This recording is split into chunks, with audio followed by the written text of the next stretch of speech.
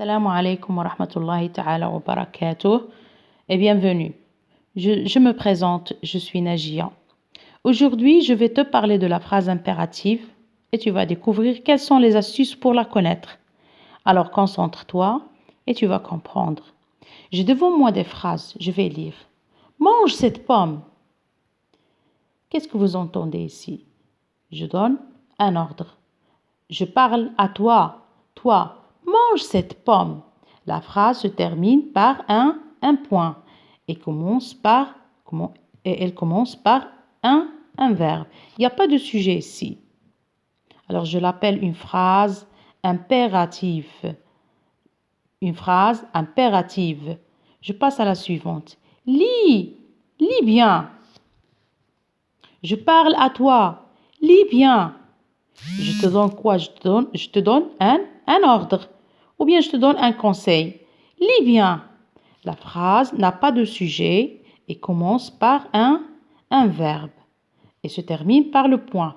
Je l'appelle une phrase impérative. Je passe à l'autre. Ne bavarde pas. Ne bavarde pas. Je te donne une interdiction. Et la phrase se termine par le point d'exclamation. Est-ce qu'il y a un verbe ici? Non. Elle commence juste par la négation et le verbe. Alors, je l'appelle une phrase impérative. Reste chez toi. Je m'adresse à toi. Reste chez toi. C'est un ordre. Et la phrase n'a pas de sujet. Elle commence par un verbe et se termine par le point. Alors, c'est une phrase impérative.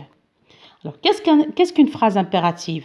Une phrase impérative est un groupe de mots qui est utilisé pour donner un ordre, un conseil ou pour interdire quelque chose. La phrase impérative finit par un point ou bien par un point d'exclamation. Et elle est construite autour d'un verbe à l'impératif. Le verbe lire conjugué à l'impératif. Le verbe bavarder conjugué à l'impératif. Rester conjugué à l'impératif.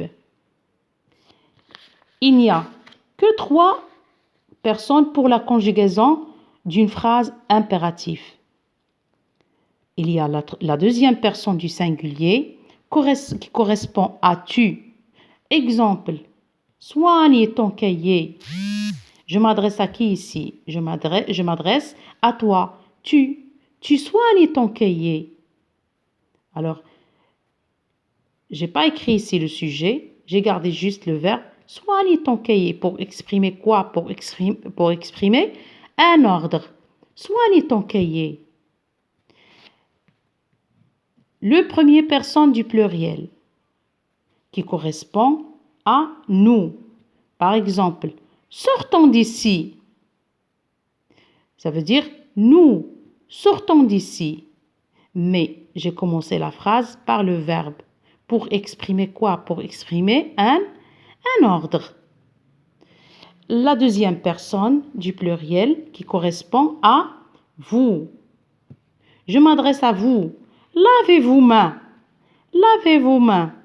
La phrase commence par le sujet, par le verbe et se termine par le point d'exclamation. Alors, c'est une phrase impérative. Nous passons à un petit exercice. On va identifier la phrase impérative. Je lis la première phrase. Respectons la nature. Comment je vais identifier la phrase? Je cherche d'abord le sujet. Est-ce qu'il y a un sujet ici? Est-ce que la phrase commence par un sujet? Non. La phrase commence par un verbe et se termine par le point, un point. Et si le verbe respectons correspond à quoi? Il correspond à nous. Nous respectons la nature. Mais pour donner un ordre, on n'a pas gardé le sujet, on a gardé juste le verbe à l'impératif. Respectons la nature. Alors, la phrase est une phrase impérative. Je passe à l'autre. Ne cours pas dans la rue. Ne cours pas dans la rue. La phrase commence par la négation et après il y a le verbe. Il n'y a pas de sujet. Et elle se termine par le point d'exclamation. Alors c'est une phrase impérative. C'est une phrase impérative. Pardon. Selma nage bien dans la piscine. Selma nage bien dans la piscine. La phrase commence ici par quoi, Selma? C'est un sujet, ce n'est pas un verbe. Alors ici, ce n'est pas une phrase impérative. Ce n'est pas une phrase impérative. D'accord? Pourquoi? Parce qu'elle commence par un sujet. Qu'est-ce qu'on a dit tout à l'heure? On a dit que la phrase impérative est une phrase qui commence par un verbe à l'impératif. Celle-là n'est pas une phrase impérative. D'accord? Je passe à l'autre. Nous devons réfléchir avant de répondre. Nous devons réfléchir avant de répondre. Ici, la phrase commence par quoi? Est-ce qu'il commence par un verbe? Nous, est-ce que nous est un verbe? Non, nous, c'est un pronom sujet. Alors, ce n'est pas une phrase impérative. Ce n'est pas une phrase impérative. Je passe à l'autre.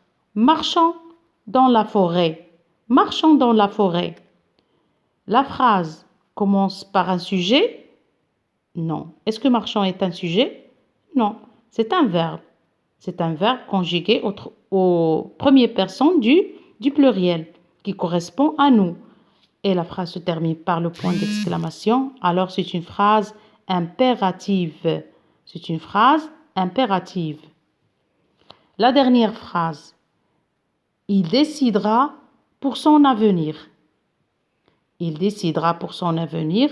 La phrase se termine par le point, mais il commence par un pronom sujet. Alors, ce n'est pas une phrase impérative. Je récapitule. La première phrase est une phrase impérative parce qu'elle commence par le verbe et se termine par le point. La deuxième, c'est une phrase impérative qui commence par la négation puis le verbe et se termine par le point d'exclamation. La troisième, ce n'est pas une phrase impérative parce qu'elle commence par un sujet. La quatrième, nous devons réfléchir avant de répondre. La phrase commence par un pronom sujet. Alors ce n'est pas une phrase impérative. Marchons dans la forêt. Cette phrase commence par le verbe conjugué à l'impératif. Alors c'est une phrase impérative. Et la dernière, une phrase qui commence par un pronom sujet n'est pas une phrase à l'impératif.